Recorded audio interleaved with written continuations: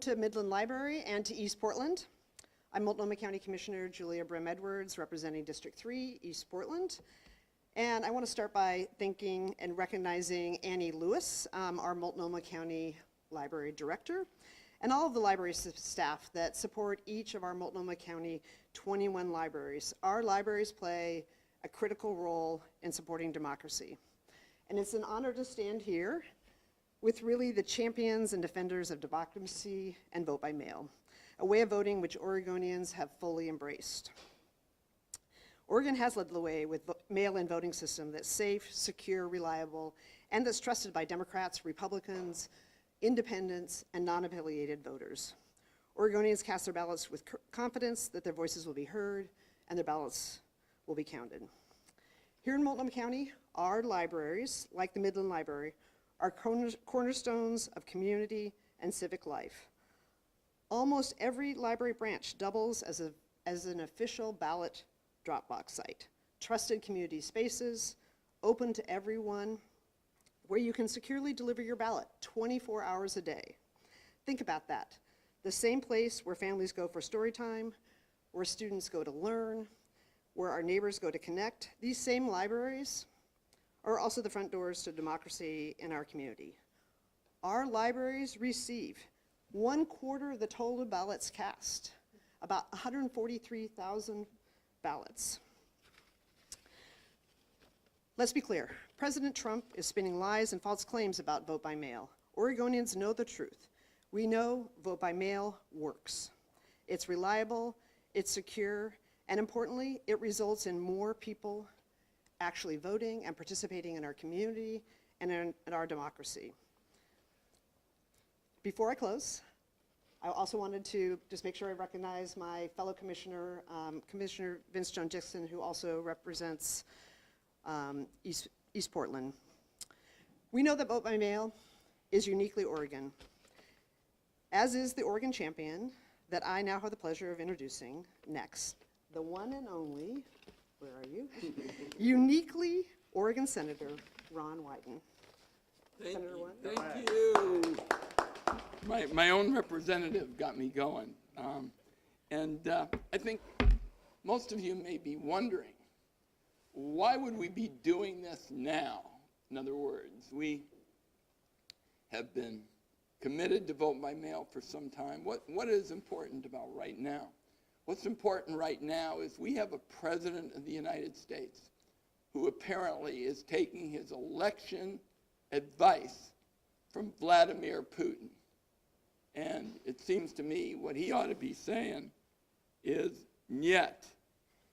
An American president shouldn't have a lot of things to debate with a Russian president about voting. He should say, "Niet," and we tell this foreign dictator to go fly a kite. And we are not interested in his views. But since we're being advised by a foreign dictator, an authoritarian, we felt it was important to start the mobilization early, and that's what we're doing. And I'm proud to be here with my wonderful colleagues, Senator Merkley, Tobias Reed. I think Tobias Reed was present when we had the first vote by mail, election. And he was up for the 24-hour day. Barbara Smith Warner was around for the vote by mail election. And there's some great history here. We've had a number of elected officials who are Democrats. We've had a number of elected officials who are Republicans.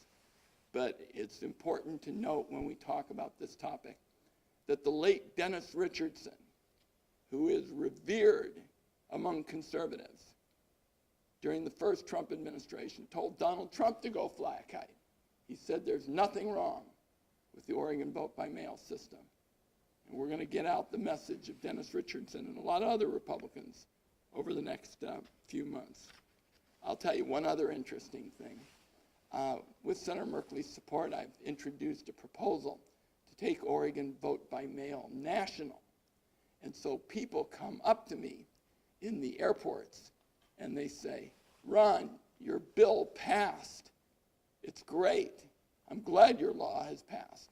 And I've got to look at them and I say, well, gosh, it's not really that the law passed. It's that your state said the only way to make sure that people got counted is to use vote by mail.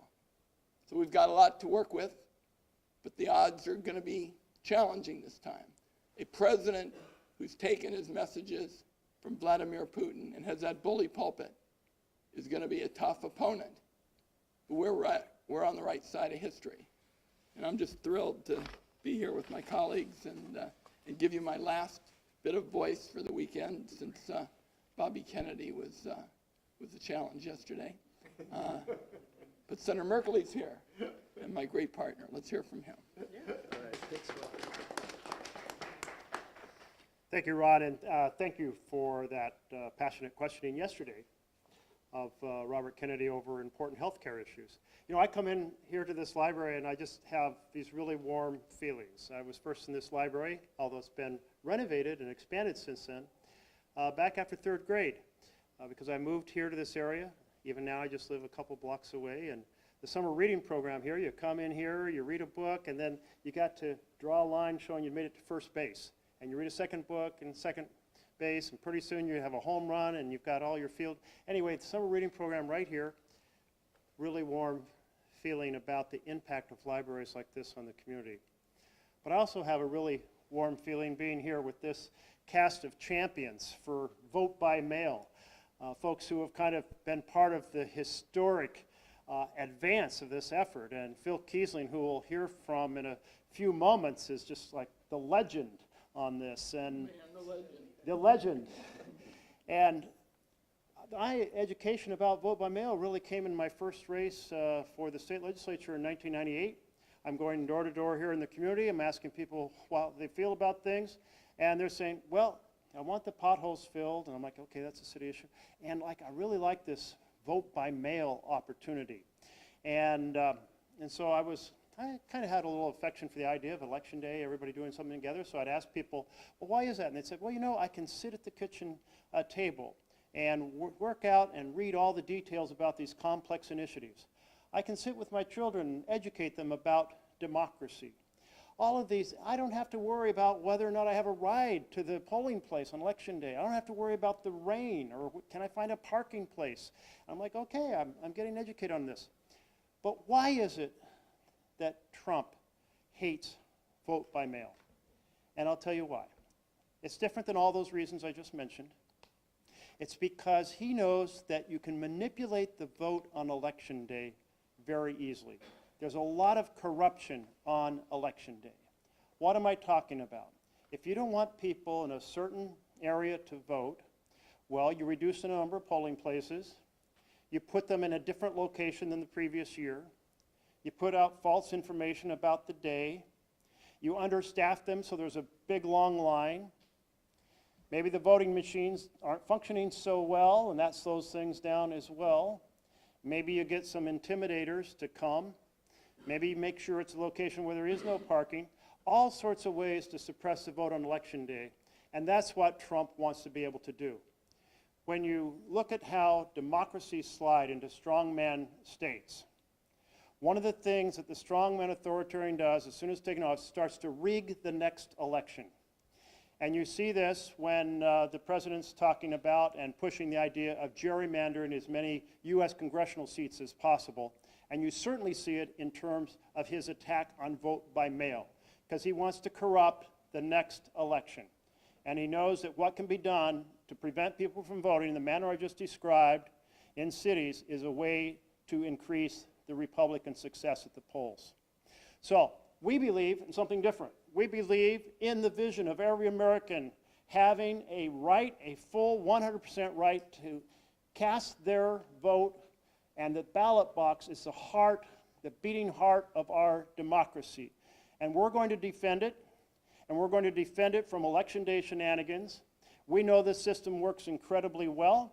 We think it should be the standard throughout the nation. Senate Bill number 1 that I authored that came close to making it to the final line but didn't, had national vote by mail in it.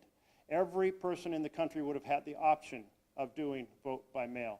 So we're going to carry the campaign against this authoritarian effort to corrupt our elections, and the team Oregon, having been so involved in the establishment of vote by mail, is going to be deeply involved in preserving vote by mail.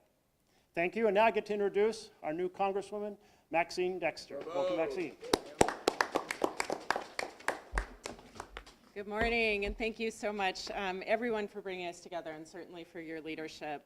I am Maxine Dexter, very proud to represent Oregon's 3rd, also very proud to be a mother who spent a lot of time in our libraries, and have to say that being able to take my kids to get books and drop off my ballot at the same time was a game changer here in Oregon. We don't just believe in democracy here in Oregon, we lead the way in stabilizing and growing our democracy. Oregon was the first state, as you've heard, to lead a full presidential election by mail, and we've never looked back. Vote by mail works. Vote by mail elects Republicans. Vote by mail elects Democrats. And vote by mail elects independents. Everyone should be able to support vote by mail. We know that when you make voting easier, people are more likely to vote. And that's what terrifies Donald Trump. His recent threat to sign an executive order ending vote by mail is not just illegal at face value, but is, as you've heard, yet another attempt to suppress our democracy and to keep his allies in power.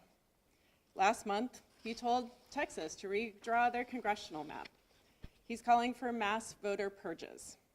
He's backing bills like the so-called SAVE Act, which would marginalize the vote of millions of American women. And let's be crystal clear, there's no evidence of fraud in vote by mail, but there's overwhelming evidence of a systematic nationwide campaign to undermine our democracy, and Donald Trump is driving that. This is the same man who incited violence at our Capitol on January 6th to try to hold on to power. He has stoked division, fear, and lies, all to weaken our institutions, to undermine your confidence in our democracy and in our government. But in Oregon, we have a different vision, a vision where every voice is heard, every vote is counted, and every effort is made to strengthen our democracy together. So that vision is only possible because of people like our Secretary, Tobias and Barbara Smith-Warner, who've been working tirelessly to protect and expand access to the ballot here in Oregon. So I am very proud to hand it over now to our Secretary of State, Secretary Tobias Reed. Thank you. Thank you, Congresswoman. Thanks, everyone, for being here. As Oregon's top elections official, I'm excited to talk to you today about how we can defend the right of Oregonians to hold politicians accountable. The President's recent comments on vote by mail are just the latest in an alarming trend of attacks on our elections. Early on in his administration, the President cut physical and cybersecurity programs that counties rely on to keep elections and the people who run them safe. Then he tried to tie election funding into divisive culture wars, saying that we'd only get the funds we needed if we agreed to make life harder for LGBTQ people and communities of color. Next came an illegal executive order that was aimed at putting new barriers between people and their right to vote.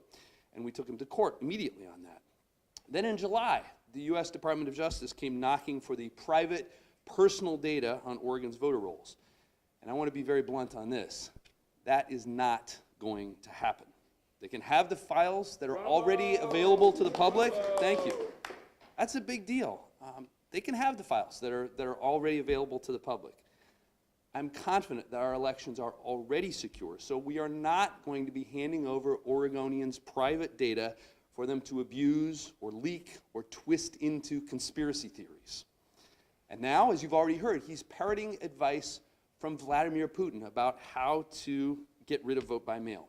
But we know better in Oregon, don't we? We've been voting by mail for decades. We've been doing that safely and securely and fairly and accurately. That matters because it's more convenient. It saves money. It boosts turnout.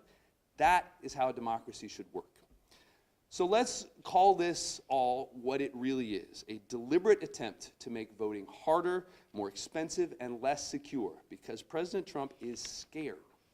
It doesn't seem like it necessarily, but he's scared of losing power in a free and fair election in 2026 because he knows what he is doing, all the things he's doing, are unpopular, and he's doing everything he can to stop the American people from holding him and his cronies accountable. But here's the good news. The Constitution, which he seems to have forgotten about, he swore an oath to uphold it. He seems to have forgotten that Article 1, Section 4 is very clear. States run elections, not presidents. And in Oregon, we're going to defend that authority every single time. Republicans in Congress seem willing to do the president's bidding. So if Congress tries to strip away your rights, I'll work with our senators, with Representative Dexter, with our entire delegation to fight back, because our oath is to you, the people, and to the laws that protect our freedom. That's how we defend democracy. That's how we protect your voice. Now, I have the honor of introducing my former colleague in the House, in the Oregon House, the Executive Director of the National Vote at Home Institute, Barbara Smith Warner.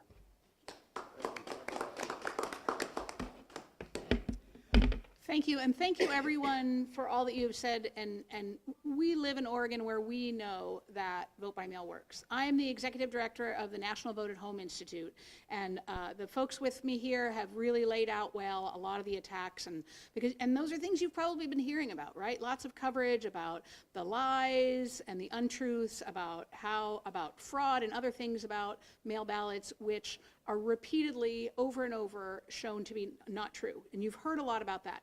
What you may not have heard about is what I'm going to talk to you about briefly, which is, and Tobias alluded to this, but the real impact of voting at home, as we say, because we like to focus on how it's a voter-centric activity, right? You vote at home, you receive your ballot in the mail, you vote at home, you have time and the opportunity to fully investigate, you vote further down the ballot, and importantly, what voting at home means is significantly, even dramatically increased turnout.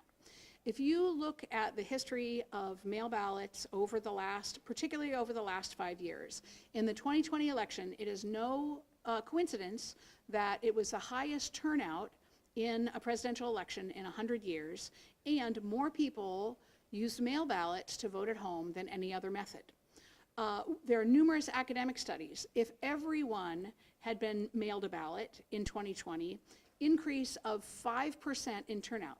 That could have been 12 million more voters voting in 2020. And it continues. In 2024, in the 8 states and Washington, D.C., that send every ballot to a voter to every ballot, the turnout in the primaries of 2024 was double the turnout in all of the other states.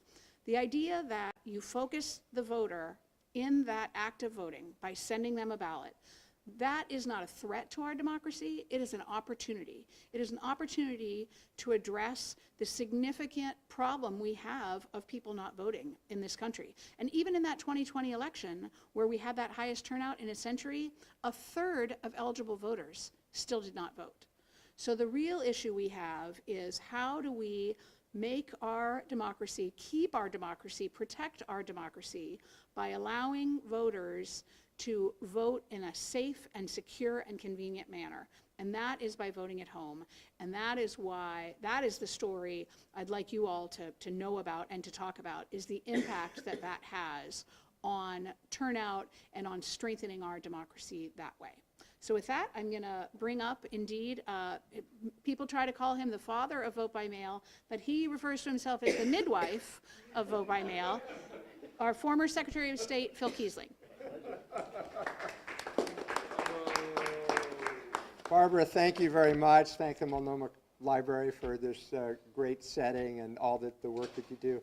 And thank all my colleagues here who are still serving on the front lines of democracy. I'm a former, and I get to observe from some distance. But I'm just really proud of the efforts that everyone behind me continues to make to promote and defend this remarkable innovation in election administration. And I'm going to start with a confession. When I first became Secretary of State, I too was skeptical. Be honest, the crunch of autumn leaves under crisp blue skies, going to my local school or library, seeing my neighbors, that appealed to me. But I had an epiphany. And the epiphany was that I was confusing a familiar, and yes, to some beloved, ritual of democracy with its essence, which is participation. And as Barbara Smith Warner noted, the track record of what this does to increase turnout is one of the most underreported stories in American journalism right now, while one of the most overreported stories, quite honestly, is the continued focus on what is myth, fantasy, and delusion. So vote at home, which is what we call it now, because most people actually take their ballots and return them in person. Started 40 years ago with a county clerk in Lynn County, Oregon, Albany, who asked the simple question, if we're sending out and spending all the money to send out sample ballots, why not the real thing? Well, he kept that question in front. Norma Paulus, a Republican Secretary of State, championed it. We let counties do all their special and local elections this way until finally in 1998, Oregon voters were presented with the ballot measure to do it for all elections. And you know what? It passed over 2-1. It carried in all 36 counties. Republican, Democrats, Independents. And I think it was telling that when Republican Congressman Cliff Bentz in Malheur County, one of the reddest counties in Oregon, went before a Rotary Club recently with not quite a ringing endorsement of this system and turned it around and asked the audience what they thought. I think 58 out of 60 people raised their hands in support of continuing this. This is in Oregonians' blood, it's in their DNA, and they're not going to let anyone up to the President of the United States take it away from them, in part because we have all these great people here fighting to make sure that that doesn't happen. But this is about democracy and a very fundamental principle. In our system, it's the people who are the bosses and not the politicians. And Oregon pioneered the very profound concept that if a voter decides to become a registered voter, then they are entitled to receive their ballot in the mail, and they can vote it however they want, wherever they want, and they can decide not to vote it at all. But it is the mandatory receiving of the ballot that is the essence of this system, an opt-out, not an opt-in. You don't have to go find your ballot. You don't have to have an excuse, which you still need in 14 states. And with all the coverage that's happening about what the President has said, I would encourage people to ask this simple question. If mail ballots truly are inherently corrupt and prone to fraud, is the President of the United States going to tell everybody that they can't have one? Is he going to tell 2 million soldiers, military members, and their families, I'm sorry, you'll just have to make another sacrifice for your country unless you can get home to vote? Is he going to tell the people in a hospital bed or in assisted care or who are too ill to get to a poll, don't want to be contagious, infect somebody, sorry, shouldn't have gotten sick, this is your bad luck? The only way that you can have the courage of your convictions on this is to ban it all. And I think that's an absurdity, but I think it's something that we ought to be asking people who question the integrity and the security of something that has been proven in Oregon, and as Barbara said, is now in 8 states as well as the District of Columbia. Thank you very much. You want to run it? Any questions? And please direct them to who, if you have a specific person. I was just in Colorado covering some other media stuff, and punitive things were thrown to the state because they were a mail-in ballot and it's corrupted. The president's already proven he's going to do it once. What's your fear and what do you want to say to him about doing that to Oregon? Well, what we're going to say is we're drawing a line in the sand, and you aren't going to get an inch of traction for gutting vote by mail. And I think in particular, this idea of making this a referendum, you know, when people talked about politics in the past, they would talk about political science professors and this kind of thing. We have a president who consults with Vladimir Putin. And as Senator Merkley talked about, there's nothing good about that. So we're drawing a line in the sand. And people who try to come here and try to undo vote by mail. I'm the first United States Senator elected by mail. I'm very proud of that. We've had a lot of Democrats as well. So nobody's going to get an ounce of traction coming here and taking us on. You've got the NBA All-Stars, the WNBA, the regular NBA, All-Stars of vote by mail. And we're going to win. Yeah, I want to make one, I agree, of course, with what the Senator said. I want to make this real in a different setting, too. So I've been on a tour visiting all the county clerks in their offices. These are the heroes of democracy, 36 across the state who are doing this work. And this is not an abstract thing. It also just makes it clear that it's not sincere. If the president and the administration was actually concerned about real voter integrity and security, they would be boosting the funds to deal with bulletproof glass and security cameras instead of trying to ask us to change our behavior in order to access those funds. There's one clerk in particular who had this kind of dramatic story. We were in her office and she pointed out the bulletproof glass that she'd installed. The fact that she's installing bulletproof glass in an elections office is breathtaking enough. But in the next breath, she said, well, there is still a gap between the top of the bulletproof glass and the ceiling where someone could be throwing over an incendiary. That's the kind of stuff we should be addressing, not conditioning that kind of financial support on the president's whim and misinformation. I'm just going to put it in a simple phrase. We will not be blackmailed here in Oregon into undoing the integrity of our vote by mail or vote at home election system. Go ahead. Even though this is a blue state, President Trump still does have fans in the state who believe his every word and believe that mail-in ballots don't work. What is your plan to convince those voters that mail-in ballots do work and that they're safe? I think he's going to find a lot of MAGA people, particularly senior citizens and others, who don't agree with him. You know, they found during the COVID years that this was safe, it was easy. I told you about my airport experience. Half the people in the United States who would come up to me and say, thanks for passing your bill, thought that we got it passed rather than their own state saying this is the only way you're going to be able to vote. So I think a big portion of the MAGA crowd is just going to tell Trump, we're not giving this up. It's too easy, it's too convenient, and we don't buy the arguments that this is bad for democracy. We think it's good for democracy. Secretary Reed, opponents have cited the stats we heard today, the doubling of election turnout when we have vote by mail, the massive turnout that we see when other states have legalized this. They've used that as an example to say that's why it's fraudulent. There's no possible way turnout could increase that quickly. How do you respond to those claims? Maybe with what my colleagues are doing here, sort of disbelief. I mean, we have the gold standard. Let's think about how this works. It's a paper ballot. It is verified with forensic analysis of signatures. We have boards of people of different parties who are reviewing the ballots to make sure that the voter's intent is accurately reflected. Then we have audits. This is the way it should happen. And if you think about the real effect on someone, to answer some of the previous question, what is a person's experience? Imagine a mom who lives in a rural part of the state. She's got to figure out if there weren't mail-in elections, how's she going to deal with that? She's got to make a plan to get maybe a long distance. You know, it's the fall. There might be icy roads. She's got to figure out how's she going to get transportation. She might have to get a babysitter. She might have to take time off of work, losing that. She might have to wait in line, none of which is necessary when we have paper ballots verified by signatures, auditable. This is the way everybody should be doing elections because it works and it meets people where they are. Something? In 2022, what state had the highest percentage turnout of eligible citizens?